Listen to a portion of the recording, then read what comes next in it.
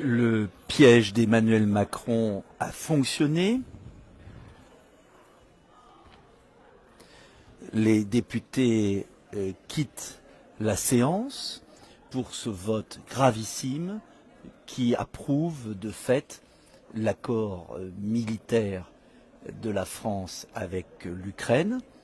Normalement, il aurait dû y avoir une ratification en vertu de l'article 53 de la Constitution, avec un vote contraignant. Emmanuel Macron a violé la Constitution et j'en reparlerai car cela mérite une action plus tard, très prochainement d'ailleurs. Mais en attendant, sur 471 suffrages exprimés, 372 ont voté l'accord et 99 ont voté contre. Je m'honore faire partie de ces 99 qui ont sauvé l'honneur de cette Assemblée.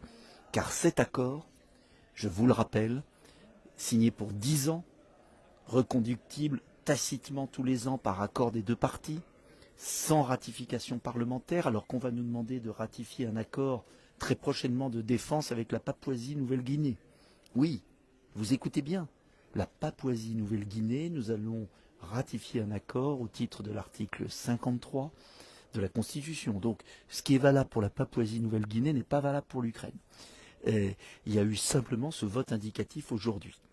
Et donc, cet accord prévoit l'intégration de l'Ukraine dans l'OTAN.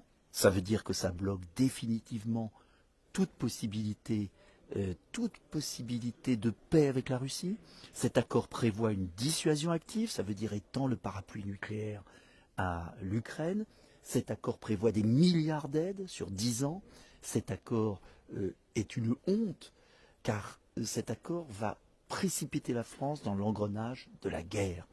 Voilà pourquoi je suis radicalement hostile à cet accord. On pouvait imaginer une aide humanitaire, on peut imaginer quantité de choses, mais pas de mettre le doigt dans l'engrenage de la guerre, c'est-à-dire dans l'avancée de l'OTAN sur tout le territoire ukrainien. Une autre possibilité est possible, je l'ai répété toute la journée sur toutes les radios, et je suis obligé de quitter parce que, vous voyez, je vais être dans le noir bientôt. Ils sont tellement contents de partir après cette forfaiture.